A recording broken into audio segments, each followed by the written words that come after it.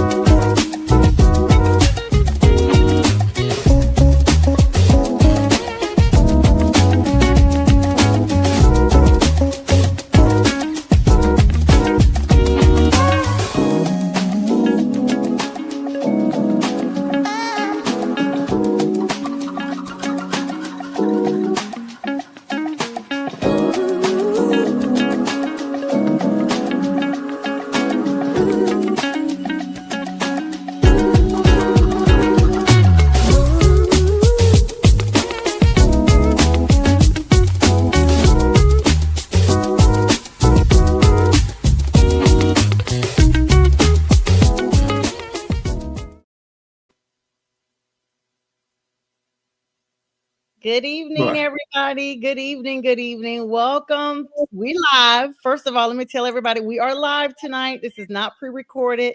So please come on and say hi, Heidi Ho, and all that good stuff. I had a small break from school, so I'm so excited that B and Tip, I'm about to call you Mike because your name's up there is Mike Tipton, were able to join me tonight. Guys, what's up? How y'all doing? How you been? I'm always good. Always good. Estrella, how are you? Yeah, I'm well. I'm doing very well. Well, it's good. All right, let's do some shout outs real quick, pay some bills, as they say. Shout out to Pink Fan Fur, the realest real creator out there. Thank you so much, Pink, for the promos, the loves, and shares, and all that good stuff.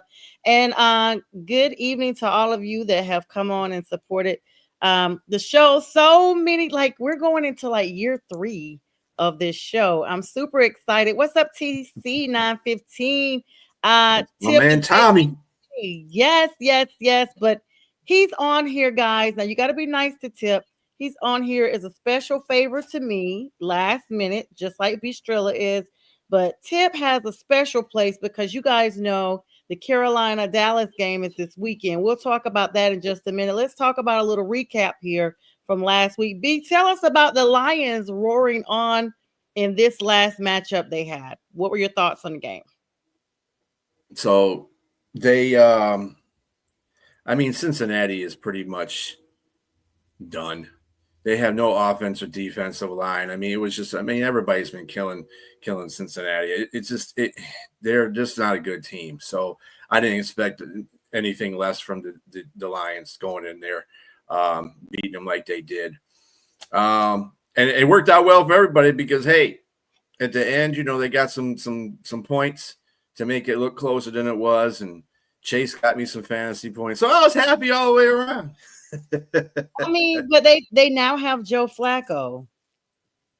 Yeah.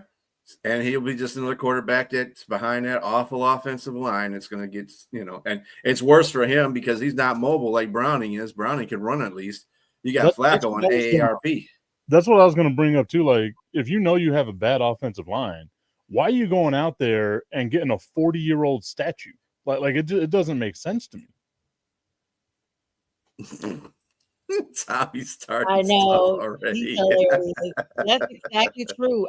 But Tip, you do have a point there. This is what everybody talked about in the offseason, how they were spending all this money on their offense. And you were like, everybody was like, okay, this is not a well-rounded team going into. So now you got an injury, and the man that you gave all this money to, your savior, so to speak, for the team is out. And there's nobody left to carry on. I don't know. Is Joe Flacco that much of a difference maker to be able? He's a veteran. He's got a ring, guys. He's got to bring something, right? Don't you think? Yeah, a body. Oh, God. You also got to remember, right? Like, Joe Flacco took the Cleveland Browns, 3 years ago? He took them to the playoffs. He got the Colts close a couple of years ago. Like, he's okay, but like, if I'm a Bengals fan right now, I'm not excited about this. Like Joe Burrow goes down, and you just want someone to like maybe keep you around 500. If Joe Burrow gets back in December, maybe he has an awesome December, and you make it to the playoffs. But this team just isn't good. Like everything around, like you got Jamar Chase, T. Higgins. Everything outside of that is bad, just bad. Yeah, you can't run the ball. You got no offensive line. Why don't you trade for offensive linemen instead of trading for quarterbacks? How about that? I don't know. And Cincinnati's trying to be Cleveland. That's what I think they're trying to do. Well, you also got to remember, like if you're the Bengals and you just traded for an offensive lineman, your fan base is going to lose their damn mind. Like, well, why aren't you going out there and getting a quarterback? So for me, like they're in a lose-lose situation. The second you lost Joe Burrow, your season was done. Well, guys, we're live. For everybody coming on, we are actually live tonight. So feel free not to just watch, but to chime in. I know the last couple of weeks I've given you guys a pre-recording and people have probably gotten used to that, but we're live tonight. We are live. We are live. So please come on and say something. You know, we will honor your comments and address them. And that we are live on this beautiful Monday night. Beautiful Monday night? Are you okay, Tim? Wait, you don't know what day it is. He's been working so much. He got me sitting here thinking, like, wait, are we doing the show on the wrong night? I'm seriously sitting here. You guys Tip, you're hilarious. Hello, Natola. Hi, Coach. Ref. Hi, Ref. How are you, Natola Hawthorne? It's been a long, long time. What's up, Cricket Commish? Thank you, everybody, for saying hi. Make sure you guys share this live. Natola, I will text you. We got to link up. She, of course, is she's Georgia's first African-American female referee here in Georgia. I had her on my show last year. So Natola, thanks so much for supporting. It's been a long time. Good to have you in the comments tonight. All right. So we touched a little bit on it. Let's talk about this. Joe Flacco, of course, is named the starting quarterback. This is a significant move because the Bengals have gotten him for their upcoming. This is week 6, guys. This season is moving along really, really quickly. And so they got a big game coming up against Green Bay. They're hoping that Joe Flacco can take some of the edge off. I'll say that. That crowded quarterback room that was the Browns quarterback room where Joe Flacco is coming from is now moved Shedeur Sanders up to the number 2 coveted spot behind Dylan Gabriel, though. Go figure. And some kind of way, Deshaun Watson is still dangling out there on the roster. So they went from 5, 6, I don't even remember how many they had. They're down now to 3. Do you guys think Shedeur stays? I mean, they had a clip on there from Dion basically saying he don't give a D about the Browns, but he just, cares about the Buffaloes and Shedeur. What are you guys' thoughts on that? I mean, yeah, he's going to stay. It's not like he's got the power to leave or anything like that. Like he's there. He's under contract with them. I kind of I like this move for the Browns, right? Like Joe Flacco going to the Cincinnati, I'm not a huge fan of, but the Browns moving on to Dylan Gabriel, putting Shedeur Sanders as a second string quarterback there. It's great for me, right? Like Dylan Gabriel, I think gives you a little bit of something. Like he's not as bad as I think a lot of people thought he was going to be. And if he does wind up regressing, if he does wind up being bad, now you have the opportunity to see what Shedeur's got, right? So you got 2 rookie quarterbacks here, and if you're the Cleveland Browns, you get to figure out which one of them you want to go with in whatever type of situation. Having Joe Flacco there, having Deshaun Watson there, having all the issues that they've got at quarterback, now you finally got what to me looks like a solidified quarterback room. You think the same thing, B? I mean. Yeah, I'm with Tip on that. Yeah, I mean, it's the Cleveland Browns, and they're going to Cleveland Browns. So, I mean, this is a good step for them. This is actually a smart thing they did. Something that's not normal for this organization. But they did, hey, you got 2 draft picks 2 guys that you got in the draft this year. You might as well see what's going on with him and see where your future lays. Because it's not what Watson can be out there dangling around all he wants to, but he ain't the guy he used to be. That's for sure. So let's see what the future of the franchise is. It's either going to be Shedeur, it's going to be Gabriel. So, well, TC915 Tommy says, he already beat Flacco. Already beat the Packers this year. So he's going to be seeing them for the second time. That's pretty relevant. Thanks for pointing that out, Tommy. I didn't even realize that. I totally forgot about that. I'm also going to put this out there just so people know. Jamar Chase has more tackles this year than Micah Parsons does. Just putting it out. There you go. Mm-hmm. Just about to talk about that. And Pass I knew breakup too. Yeah. Yeah. I mean, I don't know, y'all. This is the 6th week. We have 18 weeks. So we're a third of the way through the season. Lamar Jackson, y'all. Let's move towards the Ravens. It's questionable now. I mean, there's a lot of talk about whether or not he's gonna be able to come back anytime soon.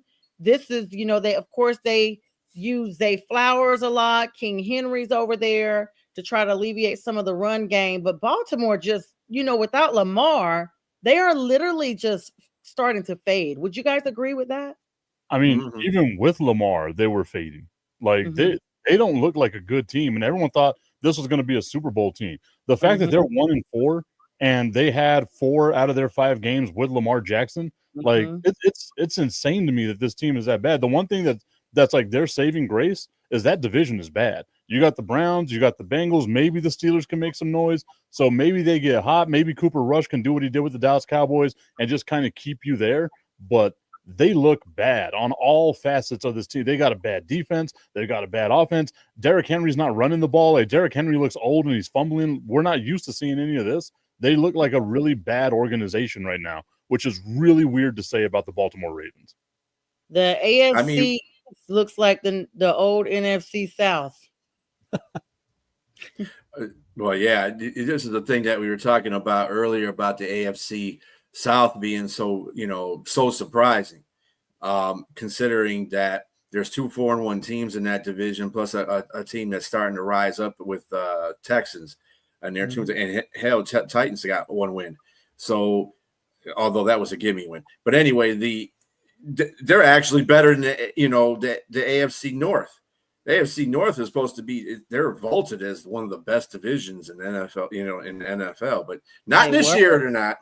Yeah. And let me tell you something, Lamar, a lot of the losses that were coming from Baltimore too were basically defensive, because you remember they lost to Buffalo because of Buffalo, and they couldn't stop Buffalo's offense when it had to. They were terrible. I mean, they beat Cleveland the next time, who doesn't beat Cleveland, and and they scored a lot of points. With Lamar Jackson being out of that whole mix is devastating to their lineup, because they built around Lamar Jackson. They did not build around Cooper Rush. Okay, so those two different quarterbacks. Yeah, it makes it matters. And you got a guy like Lamar Jackson, who is as good an athlete he is. No, there's nobody that can replace that. There's nobody that can replace that. And this is the thing, like with Baltimore's defense being as bad as it is, they're going to be down early in games and like late in game situations. And we've seen it in the past. Baltimore with Lamar, even with Lamar Jackson, isn't a team that can come back on you. They're just not built that way. So they've got a lot of trouble. And again, it's weird because we were looking at this team as a Super Bowl contender, right? Like it's them, Buffalo, maybe Kansas City's on the outside of this. They don't look anywhere like they don't even look like they can be a playoff team right now. Yeah, I'm concerned because they literally have faded. It's any given Sunday, but it also lets you know any given injury. This is what we kind of talked about on our last show with you, me, J Train. Tip, you may have been watching, but I don't think you were on it at that time. But we talked about teams that have their B squad ready to go, and that their B squad is really more like an A- as far as grades, because they're just as good as your starters. But if you got a true B squad that's really more like a C or D squad, you're in trouble. If your front line goes down and all of a sudden you're plagued with injuries and you're banking your season on all these people that have not prepared, what's up, Jonathan? Then you are in big trouble. So this is a situation we're looking at right here with Baltimore. It's a lot. And that segues me into the Russell Wilson talk. His name is now coming up as possible trade again. I don't know, it's kind of been up and down. Some people are saying it's kind of cooled off a little bit. It was kind of hinted that he may go to Cincinnati, but now that they've got Flacco, that's kind of, slow down. But they said the Bengals were not even interested in him. Like, people could talk all they want. He's going to continue to be a Giant, but benched, and his future is now uncertain in the league. I mean, who for you to not be in the conversation? Like, someone's like, we'll take Joe Flacco, the corpse of Joe Flacco. We'll take that over you. Like, Russell Wilson is, and the thing to me is, like, I don't think he was playing bad. Like, I know the Giants wanted to put Jackson Dart in there, but it's not like Russell Wilson was the reason they were losing games. Right. Like, they're a bad team. So I was surprised. I thought garbage would go get him. Yeah. What's interesting about this situation? Think about this. Guess what Las Vegas is having a problem with right now? Quarterback play. Yeah. Geno's thrown a whole bunch of interceptions for no reason at all. I don't know what's going on with Geno. His dynamics, his mechanics are just screwed up. But Russell Wilson has history, and they could get him. Yeah, so, Russell. Nothing happened to Russell Wilson. What happened is he just does not. He's just becoming a journeyman, Tommy, and he's not the Seahawks Russell Wilson. And I think once we accept that he's not that same Russell, and likely will never be, then we will accept him for where he is. He'll be a solid backup somewhere. I said it whenever he went to Denver that he was washed. Like even the last couple of years in Seattle, it wasn't the same dude. And it's been a steady decline since then. Like we got to see a little bit of what Russell Wilson was last year, but that didn't translate to anything for Pittsburgh, right? And the same thing, like you got to see a gunslinger Russell Wilson against the Dallas Cowboys. That Dallas Cowboys defense is horrid, right? Like you should be able to put up yards like that against them. It's just it's weird to say this because if Russ had retired 5 years ago, we're talking about him as a certified Hall of Famer. And now we're like, man, it's sad to like look at this and even be like, now is he first ballot? Like how long would it take for him to get to the Hall? Like he's playing his way out of it. It's weird to say that. Yeah, I mean, I saw I think it was Ryan Clark talked about that a little bit, and he, kind of was speculating, but then some people are like, if Eli's getting in, Russ is going to still get in. I think sometimes we conflict getting in with rings, how many championships that quarterback has, but then it comes down to stats, guys, doesn't it? I mean, doesn't it come down to your stats? I mean, y'all were laughing at me whenever I said Tony Romo was a Hall of Famer. He got better. Who's y'all? Yeah. Okay, B was on my side. I apologize. Thank you, B. I wasn't on the show. Oh yes, there you I go. was. So they. Were you?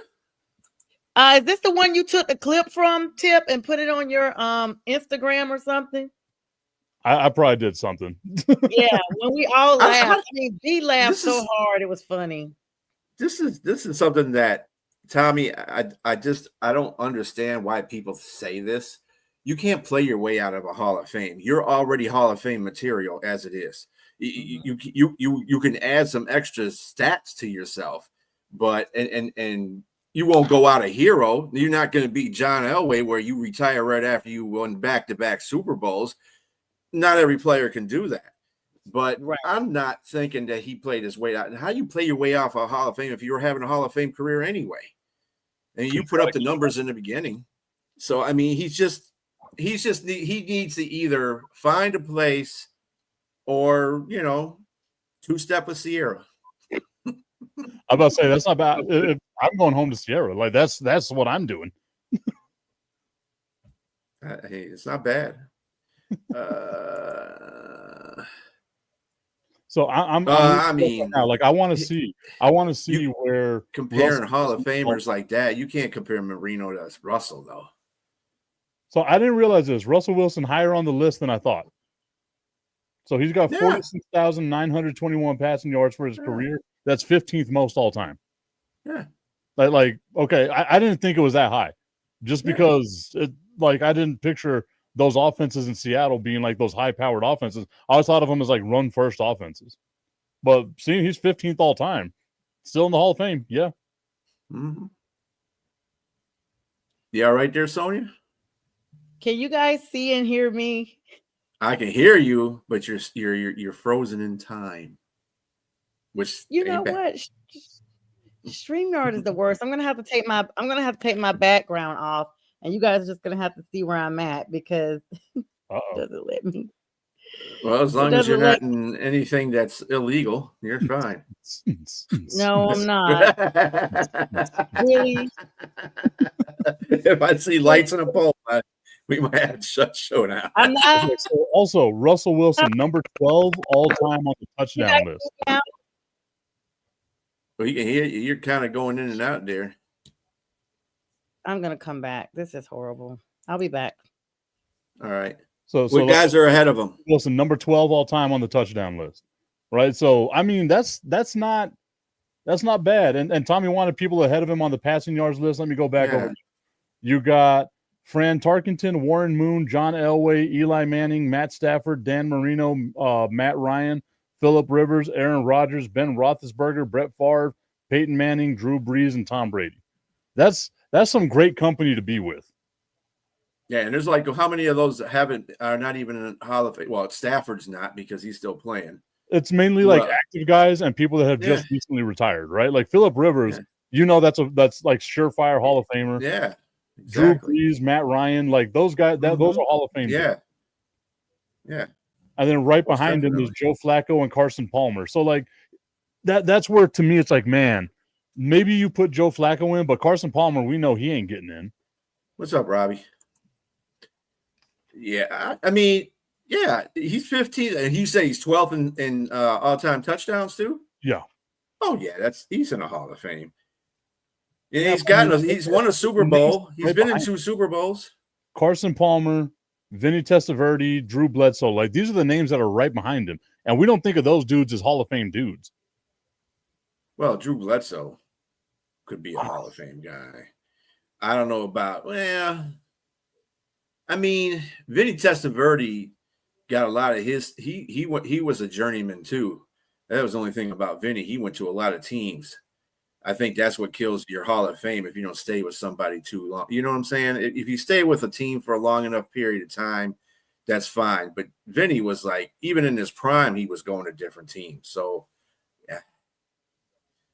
I think that's what we're going to get out of Russell Wilson here at the end, right? Like, if he does get traded, that's going to be his 5th team in 4 years. Like that's wild to think of that. Yeah, if I was him, I would just retire. Get my AARP card and get the heck on. You know what I'm saying? Yeah, go home to Sierra. It's not a bad place to be. No, she still makes money. So hey, got that. Be one like Kelsey. Be like Kelsey. Call it a career so you can go home to the wifey. Yeah, but making all the money. Wrote a song about Russell Wilson's wood. All right, guys. Can you see me and hear me now? Yeah. All right. I don't know. Brick I literally I had to go. I'm literally gonna find out there's another streaming service other than StreamYard. They have done this way too many times to me. All right, so I'm glad you guys got all the Russell Wilson chat out. Let's talk about some score recaps here from last week, and then we'll delve into what we can expect with tomorrow night's matchup. So, of course, our Sunday was full of games, but because we've already talked about the Thursday night game. Well, B and J Train, you guys did the 49ers absolutely skated by the Rams 26-23. I'm talking like, wow, okay. But Brock Purdy now is the center of the news today, battling some sort of injury here. So he's questionable for week 6. We'll talk about all the injuries here shortly, but let's recap. Vikings getting it done barely over the Browns. You got to remember, a lot of these teams are battling injuries. So the Vikings are injured and the Browns are just an injured quarterback room anyway, because they're the Browns. New Orleans, congratulations to the Saints getting their first win in record fashion down in the Big Easy against the New York Tinies. Looks like benching Russell Wilson was not the solution to your problem.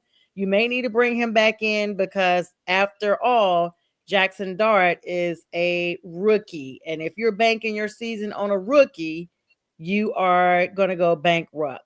The Indianapolis Colts literally probably scored all the points they'll score this entire season against the Las Vegas Raiders. 40-6. Can you guys still hear me? Yeah. Yep. I saw B. I saw you grab your ears, so I didn't know if you're trying to. No, I was just adjusting. Oh, I thought you were giving me a sign like. No. You're good. You're good. You're good. And in a congratulatory, amazing performance, if I must say so myself, the Carolina Panthers, who are 2-0 at home and have the same record as the Kansas City Chiefs right now, who would have thought it, beat the Miami Dolphins. They came back from a 17-point deficit in the second half, and in fact, into the third, fourth quarter, and came back and won 27 against Tua Tagovailoa of the Miami Dolphins. Carolina getting it done right there against them. And Tip, congratulations to your Dallas Cowboys, who lassoed up those Jets 37-22. The Jets tried to come back and fight a little bit at the end, but that lasso was too tight, and they had already called it home on the range for the Cowboys. The Denver Broncos gave the Eagles their first L. Jalen Hurts and company got the hurt put on them by Sean Payton's Broncos. They stampeded all over them 21-17. Another big score that we touched on a little bit earlier. This is definitely injury related. The Baltimore Ravens got plucked and shucked by the Houston Texans 44-10. I don't know if the Ravens have gotten routed that bad in a long time. I mean, I guess it's not really a rout. That was a record in M&T Stadium. That was one of their worst losses in history. Absolutely. So. Pink Fanfare, we shouted you out earlier. What's up, sis? Always the realest real creator. And she's absolutely right. She's saying that week 6 is loading. You see Tip on here, Pink. Panthers will be lassoing the Cowgirls. It's high time. We've been beat by them the last couple of seasons. We'll talk about that here in just a minute. The Tennessee Titans, nail biter there. 1 point getting their first win against the Arizona Cardinals, 22-21. And another Sunday of a lot of close games. The Tampa Bay Buccaneers, I honestly turned this game off. I thought the Seahawks had won. I thought they won, but according to the information, they lost by 3 points. Baker Mayfield and company again. I think they're undefeated. Boo. No, they got one loss. I couldn't even keep up. Washington Commanders bounce back. Jaden Daniels coming back into action. 20. So Marcus Mariota held it down while Jaden was out. But welcome back, Jaden. Glad to know you're feeling better. 27-10 over the Chargers. You know, that's pretty good because the Chargers have been playing pretty good ball. And of course, B's Lions just roared and clawed these Bengals and ate them up because cats eat birds. 37-24. And the New England Patriots, my new favorite team that I love to hate so much. I literally can't stand the Patriots as of now. From last week, how they tried to run up the scoreboard on my Panthers. Garbage team. They're going nowhere. They beat the Bills. This is another You know, I feel better though, I guess, because they beat Josh Allen and the Bills, because the Bills are, no joke. 23-20. And then in the Monday night game, we saw the Kansas City Chiefs, y'all, fall to the freaking Jacksonville Jaguars. Trevor Lawrence and them, Mr. Targaryen himself from Game of Thrones, literally made Patrick Mahomes his you-know-what. 31-28. And the Chiefs are now 2-3. Unbelievable. If y'all they got injuries. I've been telling you all year to look out for them Jacksonville Jaguars. I've been saying it. They got a good offense. They got a good defense. They're going to make some noise. They're going to beat teams that you don't expect them to beat. They're more than likely going to win the AFC South because we see the Texans are bad. The Titans are bad. I don't think anyone's going to believe in Daniel Jones all year long with the Indianapolis Colts. Like, we know that's going to come back down to earth. And think about this. With as bad as Jacksonville played, they still beat the Kansas City Chiefs. That shows you, like, if Jacksonville could actually put it together, they'll be an okay team. They're going to be a scary team. I've been telling you. Two things. Is that a testament to the reason how bad Kansas City is? And they have injuries too, by the way. And Everybody's is got that just, I know we can use that line too. But I'm just saying, is that a testament to how bad Kansas City is, though, or just how good Jacksonville? I don't believe in Jacksonville. I'm sorry, I just don't either. I think they're going to take a loss to Seattle. I think Seattle's too tough of a team for them, and I don't see them beating them this weekend. I don't believe in them. I barely believe in Indianapolis right now because Indianapolis hasn't played anybody. That's what I'm saying? To talk about your second favorite team. Yeah, what's your second favorite team? I mean, you guys, they are. This is the thing that they're a cat team. They're a cat team. I'll give you that. But that's it. But let's be clear. I don't know. Are lions still felines? They're not. They're a different type of cat. They're not cats. They're felines.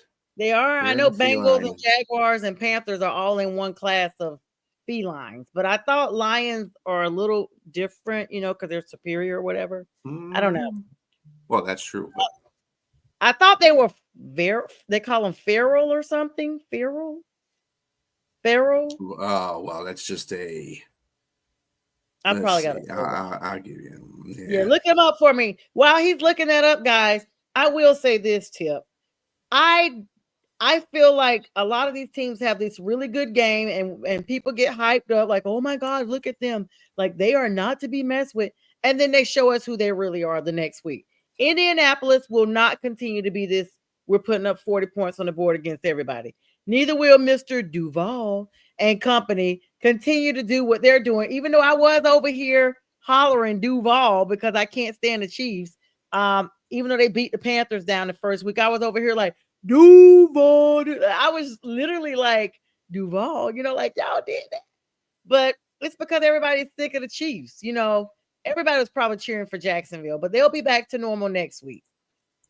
I mean, they beat the 49ers. Liam Cohen goes straight up to Rob Saleh and was like, get my name out your motherfucking mouth. Like he just but like there's something there. Like all like again, I don't think of them as like a Super Bowl contending team, but they're gonna be a team that plays spoiler to a lot of people here. And I wouldn't be surprised they make it, they win that division. That's not a hard division to win. They get into the playoffs against somebody. That's going to be a team I don't think a lot of people want to mess with. Did you find out the other name, B, for Lions? Yeah, they're Panthera. Panthera. That should be like Panthers. Wow. Yeah, they're only found in sub-Saharan Africa and India. So that's a true lion. Okay, that's a true lion. All right. Speaking of true, we are starting week 6 on tomorrow. The Eagles versus the Giants NFC East matchup at 8:15 p.m. It's going to be on Prime Video. Is this a game? Now, the Eagles are coming off of a loss, but this is a divisional game, and we do see teams kind of step up. Both of them are actually losers, let's be clear. But the Eagles took their first L. But are we thinking the Giants are going to give any type of competition? This game is in New York. Well, New Jersey. Yeah. New Jersey. Yeah. Call it what it is. It's New Jersey. New Jersey. The New Jersey Giants and the New Jersey Jets. Absolutely. It's only one real team in New York, and it's the Buffalo Bills. So there you go. Absolutely. Anyway. Just the the Giants are gonna, play hard. They still think they can play good enough to beat some teams. And I still believe that the dart experiment is going to continue to work pretty well in their favor. Didn't work well against the it didn't work well against the Panthers, or not Panthers, the Saints, because they the problem with the Giants is something that we all looked forward to seeing this year. Is their defense. Their defense is just, I don't know what's going on, man. They got too much talent on there to be that bad. They really do. I mean, they're not bad as Dallas' defense. No offense, Mike, but they're bad. They're bad. And I mean, and the only thing that's going to make this game close is the fact that Philadelphia is having problems within themselves. You got AJ complaining about not getting the football. You got Devontae Smith now complaining about not getting the football. The team has been saying, hey, we're going to look for trade offers for AJ Brown. Jalen Hurts, give the ball to Saquon 6 times in a game. You give the ball 6 times to Saquon in a game, get out of here. Mm-hmm. It's just bad. Coaching is Sirianni with his punchable face. But anyway, a couple years ago, whenever Philadelphia went like 10-0, right? I kept saying to people, that's a fraudulent 10-0. I look at them right now and they're 4-1, and it feels again like a fraudulent 4-1, right? Like they haven't gone out and dominated anybody. They've skated by, they've gotten these close victories and things like that, and they're going to get caught just like they did this past weekend, right? Like it's going to happen. They should have lost to the Rams. They should have lost to the Bucks. Like they've done things to lose games here. I don't think that the Giants can win this game, but I'm also not expecting Philadelphia to come out here and dominate, right? This is a bad team. The only thing to me that's their saving grace that might shut people up for the week would be the Giants have a terrible pass defense. So just throw the ball against this team all day long, make Devontae Smith happy, make AJ Brown happy for at least the week, and go out there and do your thing. But the Eagles, to me, I know they're 4-1, and it's weird to be like, this is a team that you shouldn't take at face value right now. But there's a lot of flaws on this team. Like there's a real case to be made that they could be 0-5. Like just as easy as they could be 5-0, they could be 0-5. Like the record is 4-1, but they haven't been impressive at all.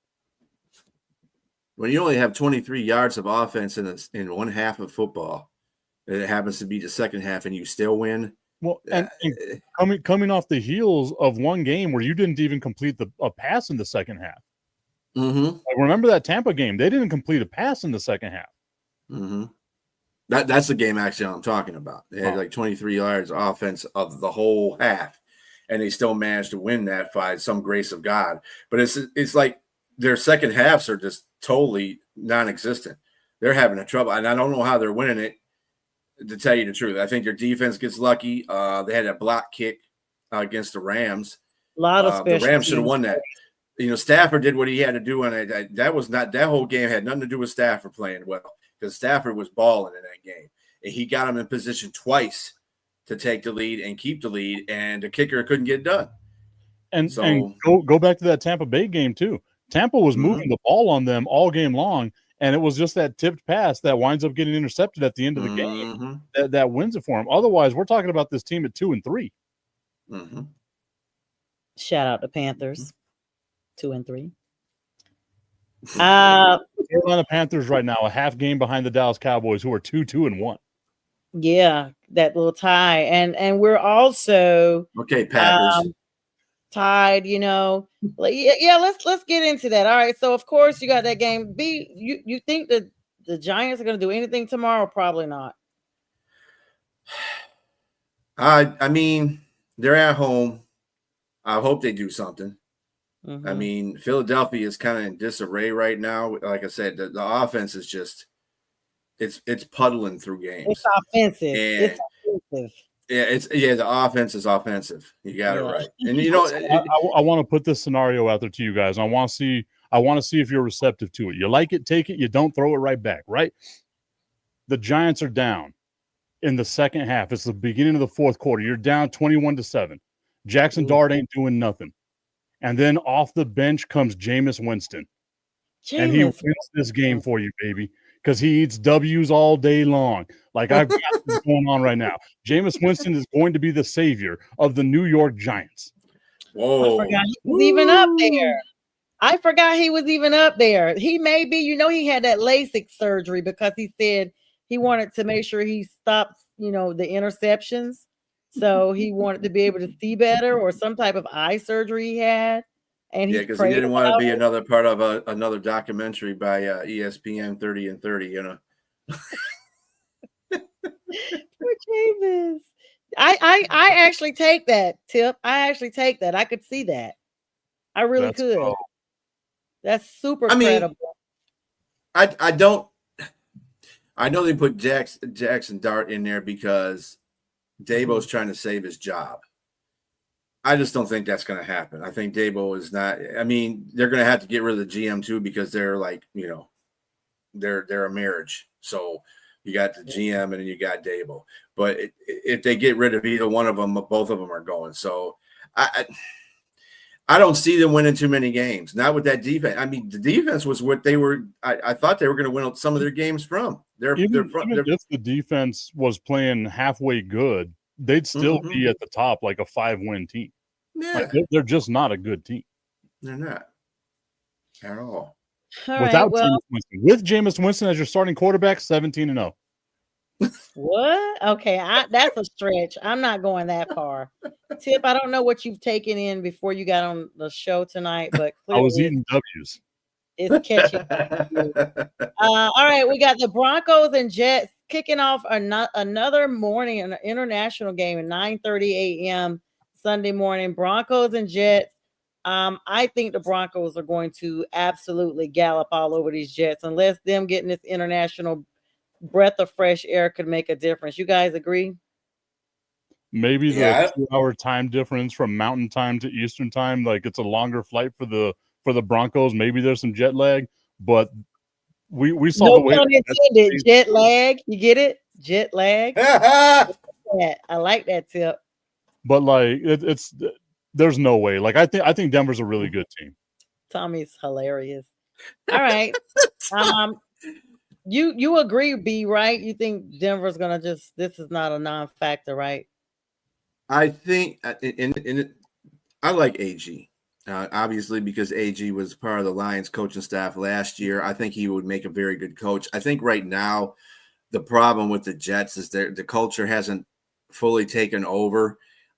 He's had to get rid of 2 kickers because they can't hold on to the ball, and that's something that he comes from that tree, Dan Campbell. They don't take that kind of stuff. You don't want to hold on to the ball, then you don't want to be on this team. And then on top of that, the Jets the difference between the Lions and the Jets organization, they're in the same position, that AG was when DC got there. I just think that the Lions organization was much more put together than the Jets are right now. And I fear for his job because that's the Jets thing to do. You're not going to get the stuff done like how we want to get done. We want to get it changed around a year. So we're going to get rid of you because you're not doing what we hired you to do. And that's not fair to AG because that team is booty cheeks. Okay. Yeah, right now. When he got there. But that's what the Jets do. They hurry, like a jet. They jet and make bad decisions. So they're going to get marched on. Another game that we're going to kick off our 1:00 games. You guys can tell me which one you're most interested in probably viewing other than your own games. B, I know this doesn't apply to you, but Seattle versus Jacksonville. You guys have talked about that. That's probably going to be a good, decent matchup there. Sam Darnold versus Trevor Lawrence. That's going to be a great match. Sam Darnold's been playing very well with the Seahawks. That's at 1:00. Chargers and Fins. Fins look really good. I mean, they've played comparable football, especially in that Carolina game. Tua literally came to light. I know you guys are tipping your hats and tilting your heads or whatever on that, but Tua looked better than he had in quite a while. And then our defense took over. That game's at 1:00 versus the Chargers, but I think the Chargers are going to eat them up. Rams and Ravens without Lamar Jackson, it's not going to be the same type of matchup whatsoever. And then you got the Cardinals and Colts. Of course, Cardinals and Colts game. And then you got the Cowboys and Panthers, which we'll put a pin in that because Tip and I can expound on that. And Patriots and Saints. And then you got the Browns versus the Steelers. And that's the end of our 1:00 games. Any interest in any of those games? That 1:00 slate just sounds bad, right? Like if there was a week to miss football, it's this week. Like, thank God I'm a Cowboys fan and it's going to be on TV and I'm going to be watching that game like I care. But I'm not going to have Red Zone on. I'm not going to like it's there's nothing there to like watch. The one thing that I would say though, out of like the teams that we were talking about right here,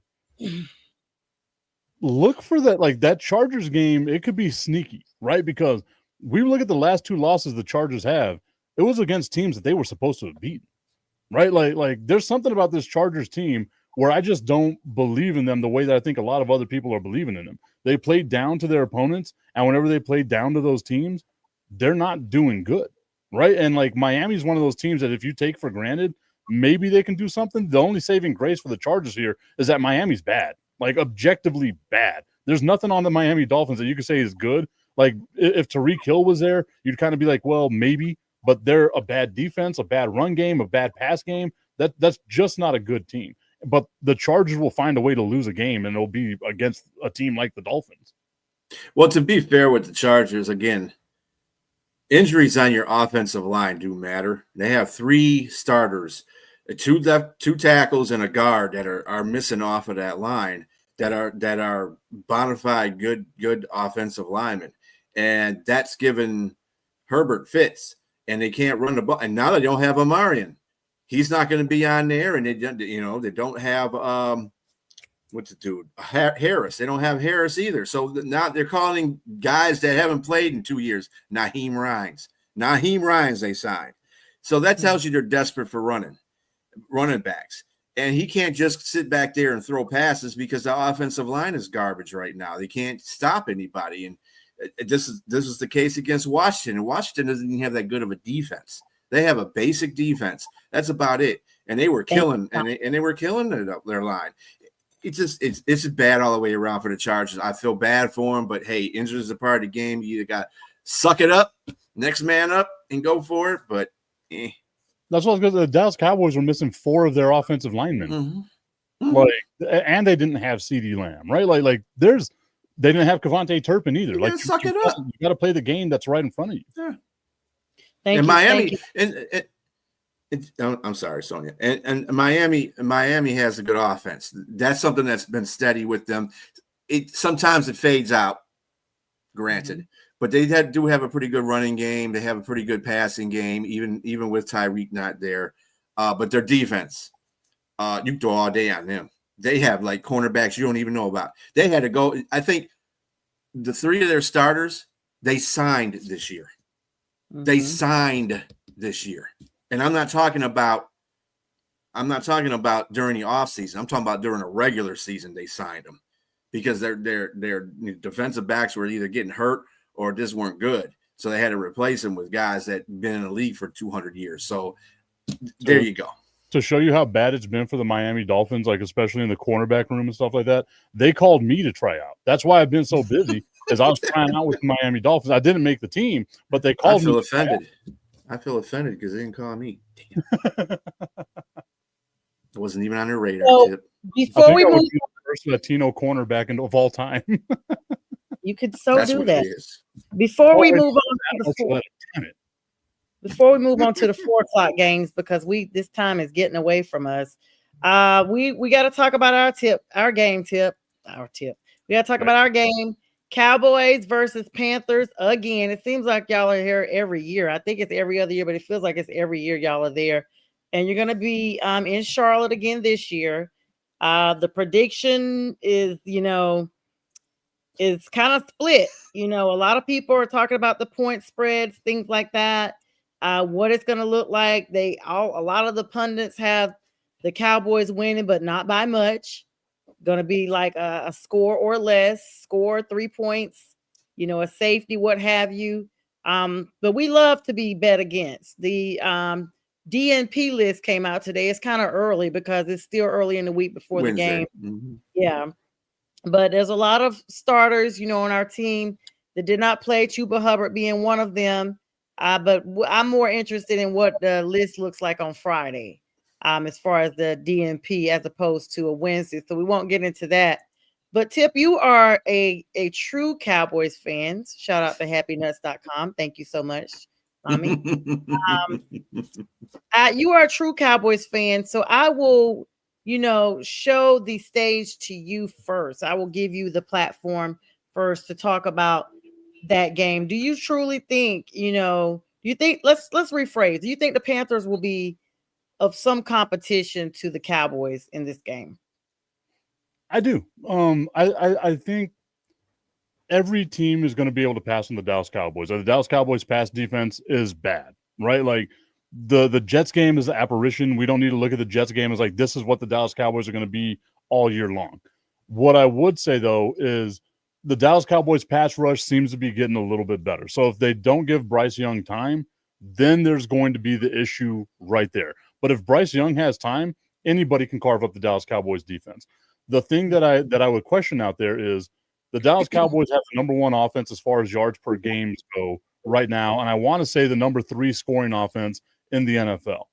It would be up to the Carolina Panthers to not let the Dallas Cowboys turn this into a shootout, right? Like you want a low-scoring game against the Dallas Cowboys if you're the Carolina Panthers.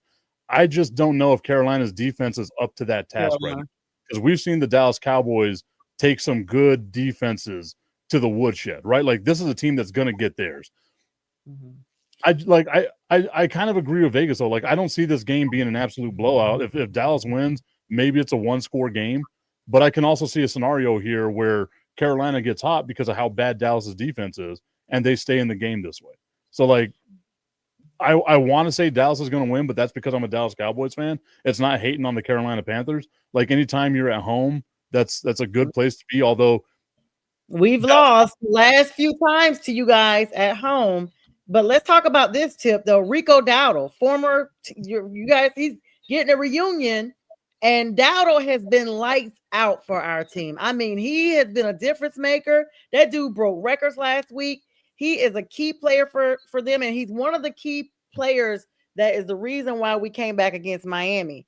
You also got to look at the pass rush against Dak Prescott. You got to think about how many times he's been sacked infrequently, but because of our defense getting better, everybody's trash talked the Carolina defense so bad that they've stepped the you-know-what up. And so they are coming in. They want to make sure the defense is front and center, and they're going to be trying to get after Dak. And so if you think about that pass rush and how it looked against the Dolphins, you gotta look at those things, and then you got to think about George Pickens himself against our secondary. If CeeDee Lamb is injured, which he is, Pickens is now you guys' top target for Prescott, and it's going to be the primary focus for our defense. Like we're freaking coming. I mean, that was the primary focus for the Jets defense, and they did absolutely nothing against it. What people don't realize is that the Dallas Cowboys don't rely on George Pickens, and even in the games that CeeDee Lamb was healthy in, they established the tight end. Like look at how many catches Jake Ferguson has on this season, right? Like he is the Dallas Cowboys' number 1 option right now as far as like receiving goes. The thing with the Dallas Cowboys is that they have a completely balanced offense. Like they can run the ball, they can pass the ball, and that's what makes them very hard to defend against, right? Because once you start having to sag back to protect the deep passes and stuff like that, that's where Javonte Williams is starting to do his thing. And I'm gonna genuflect right now. I'm gonna say I'm sorry, my bad. I didn't think that it was a good signing for the Dallas Cowboys to get Javonte Williams. I thought the Dallas Cowboys should have kept Rico Dowdle. He had 1,000 yards for them last year. I didn't understand why they let him go. But I will say to pump the brakes on that a little bit, he had 200 yards last game and has 280 yards for the whole season. So he had 80 yards in 4 games. It's not like he was beating down the door the 4 games. He's just warming up though, sir. He's just warming up. And you guys have beat us 3. You guys beat us the last 3 meetings that we've had with you all. It's averaging enough. 30 points a game. It's enough. If I'm going to be in the area, if I have to suit up and go out there on that field, I will do it. I will do it. I will do it. I will do it. I have to drive right through there, and I'd be doggone if we're going to take an L on Sunday, if for no other reason, because I'll be in the vicinity. But good luck to you. I do know this from my time living in North Carolina. I do remember this. That's basically a second home game for the Dallas Cowboys. Yeah, they think they're coming in like that. They may as well. I don't know. You guys do that with everywhere. You want to come in and take over. Your fans are obnoxious. We're used to it, but it ain't no second freaking home game. The only reason why, let's be clear. I will be honest. It is kind of a second home game for you guys because the Panthers are still, under 40 years old. The Cowboys are 70 years old, and you guys have infiltrated so many states that don't have teams. and the Carolinas was one of those states. So, when you're 100 years old as a team, everywhere is probably your second home. It's the right thing to do for your grandfather. No, whenever you're America's team, every home is your second home. Self-proclaimed. It's you guys with that star is your rating. It's not really anything patriotic about it whatsoever. It's your 1-star rating, okay? Or Make the better team win. Let's go ahead and squeeze. The Falcons are playing the Bills on Monday night because I just went ahead and skipped over that. But before we get there, B's Lions are taking on these Chiefs Sunday night at 8:20. This game is in Kansas City. I like to say Kansas. It's in Kansas City against the Chefs and the Refs. You guys have met them before. And what are your thoughts on this game? And 8:20 Sunday night, everybody's tucked in for supper and all that good stuff. Yeah, that's a way to see a movie and a movie, have dinner and a movie right there.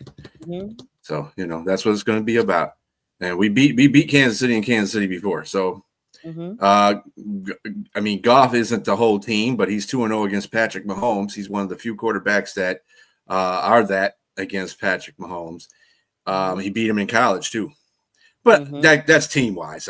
I'd like to say that because it's Patrick Mahomes, but his team, it's on Goff's teams when he is on there. He had pretty good teams when he was on these in college and in the NFL.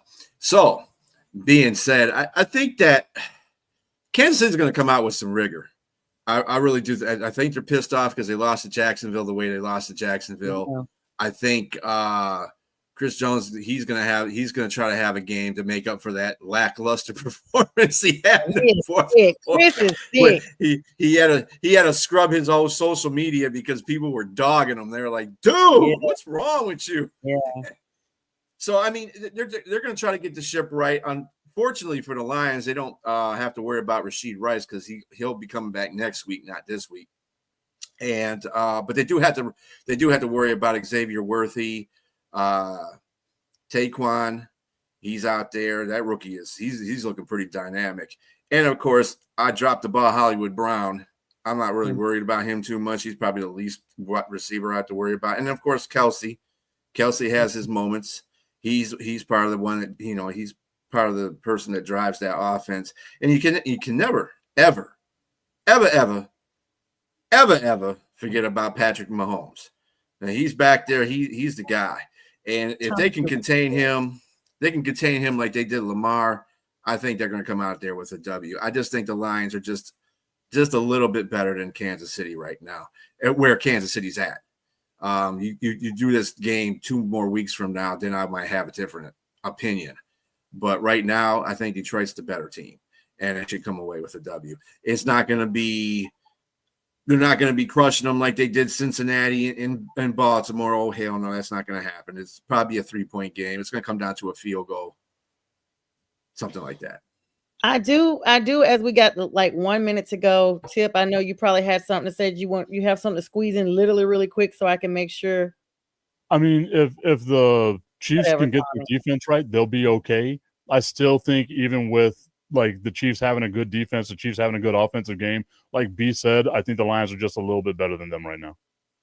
Yeah, I think so too. I like how Monday night is shaping up. They make sure they don't put just a garbage game on there. They give you 2 games so you can choose which one you really want to watch.